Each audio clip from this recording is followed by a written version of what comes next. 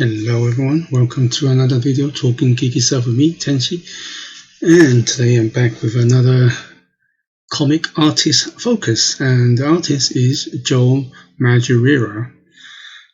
I hope I pronounced his name right. So Joe Madureira is another comic artist who is in the same, I would say, the same era as Jeffrey Scott Campbell or J. Scott Campbell, which I did a video previously about. They both started around a similar time. I know that Joe started, I got introduced to him when he did X-Men, Uncanny X-Men. I would say about 94. He took over, I think he took over Jim Lee, the Mark Silvestri, those kind of characters, artists after him. So Joe Madureira, like I said, I saw his artwork, and at that time, his artwork caught my attention because around that time, I think in America and the West, manga and anime started to take off quite fast. So when I saw his artwork, I think it was, how do you say it? It was a slight different. I mean, it wasn't I don't want to call them clones of the existing artists like the Jim Lee, the McFarlanes, the Mark Silvestris. Those artists have a lot of their, I don't want to use the word clones, but a lot of the artists that came after them were, you can clearly see they were influenced by those artists, and those artists would kind of their artwork would look like the Jim Lee, McFarlane type. So when I saw Joe's work, you can clearly see he was I felt anyway, was a nice middle ground for Western and the East, kind of mixed up. There was a series where he did X-Men, and he got there was kind of like, I can't remember how it was. It's been a few years, quite some years ago, where there was in X-Men was in Japan. He had Wolverine in his kind of Japanese gear with a samurai sword. You had Rogue, who had the hairstyle of Major Makoto Kusanagi from Ghost in the Shell, and you can clearly see his influence from artists like Masamune Ashiro and so on, right? But at the same time, I read in his interviews many years ago, probably for Wizard magazine, one of his biggest influence was Arthur Adams, and you can see that in his artwork as well. Him and J. Scott Campbell both were fans of Arthur Adams, and you can see both their art kind of has a bit of those. Where I think Joe Madureira later on incorporated a bit more, slowly went into more the Japanese anime manga style. So that's how I kind of saw him. I think, like many artists, he improved, of course. I mean, he later on went and did, as you can see, I like to, I don't know why, I always kind of, when I see artists, I always wondered how they do a good Wolverine.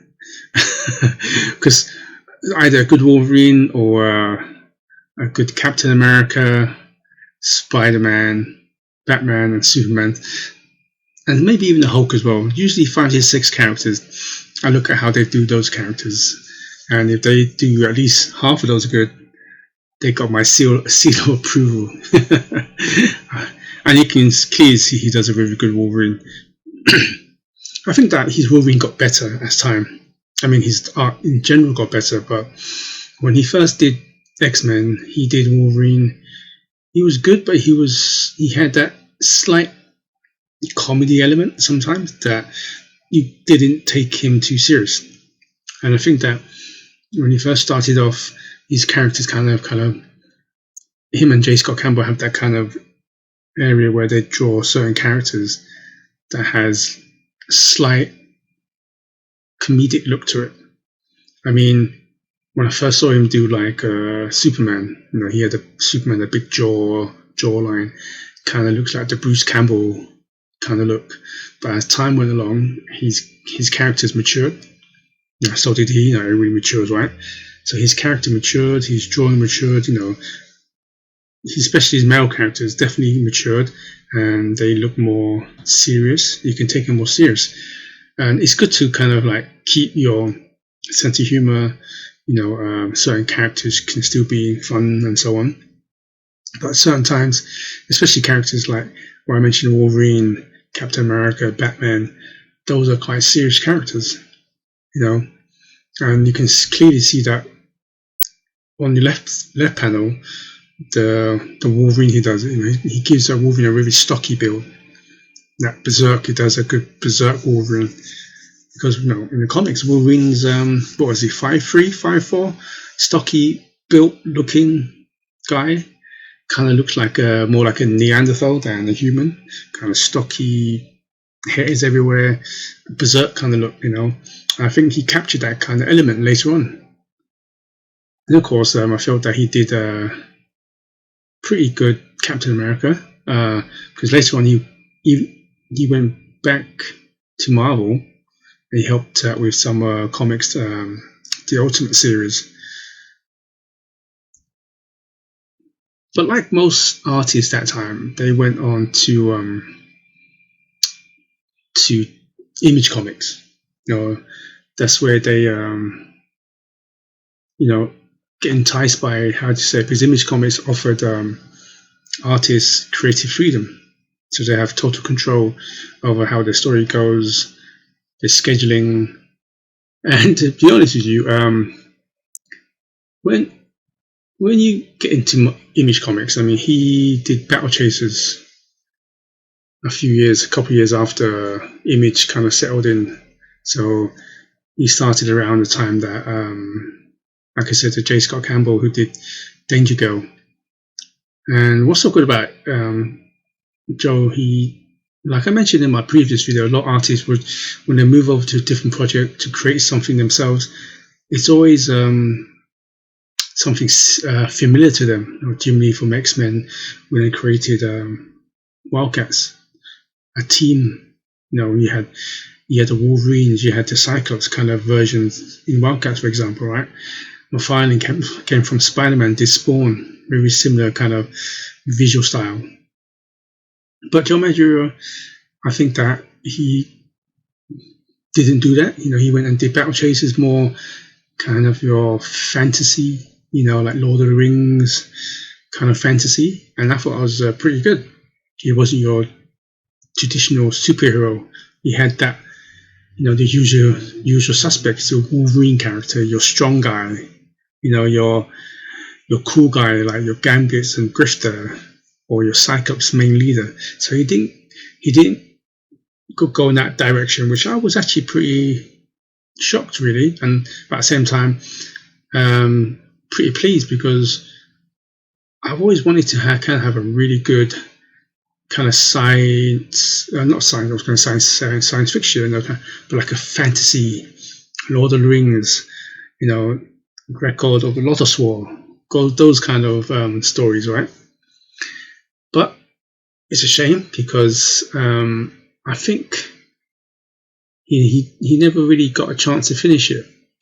There was only 10 issues, but I think he's coming back, or a couple of years ago he said he's coming back and finishing it off, because you can get Battle Chasers he did video games where he designed a character. Of course, he designed a characters, a lot of art direction. Later on he went to design the character design for Darksiders, video games for that. And of course, he also, he went from Marvel to Image. He also joined forces with his J. Scott Campbell to form Cliffhanger. So they went on to do Cliffhanger Comics, which is still the sort of thing at that time was part of Image Comics in a way. But anyway, Please let me know what you think of Joe Madureira's artwork. You know what? I was gonna say something. I forgot now. Yes, I was gonna say that before I lost my train of thought was, so his work came in a few years, 2 to 3 years after the Image established. The thing about Madureira Battle Chase was one of the frustrating things was, I think out of all the Image comics that time, even to when he went on to do it, when it went under Cliffhanger Comics, was he took a long time for it to get released. I mean, anybody who grew up, that I wouldn't say grew up, anybody who was buying comics at that time, the early 90s to mid 90s, would know that Image comics will always take a little bit longer than, say, your DC or Marvel comics, because the artists, the creators will have more creativity, right?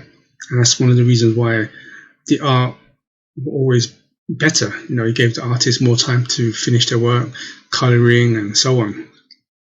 So being kind of like a fan of Image comics at that time, we were kind of used to Image comics. Like an issue will take 2 months, 3 months. I mean, for example, if you're a big fan of Travis Charest, when he took over just Wildcats, he took 2 to 3 months on average. But with Madureira, he took like months upon months. Sometimes in a year, he would just release 3 to 4 issues. So he really frustrated a lot of fans out there, which is a shame really, because I've only got up to issue 10, so I need to. I did read somewhere that he's gonna finish it. Maybe he's already come and gone. I've been out of comics for some time, but definitely get back into it soon. Anyway, back to my point. Please give this video a like if you like it, of course, and let me know. Did you read any of his work in the past, or are you familiar with him in the video games? And if you are, how did you play Battle Chasers, and what do you think? Also, please considering subscribing. And till next time, good morning, good afternoon, and good evening, wherever you are in the world. And please stay safe. Until next time, goodbye.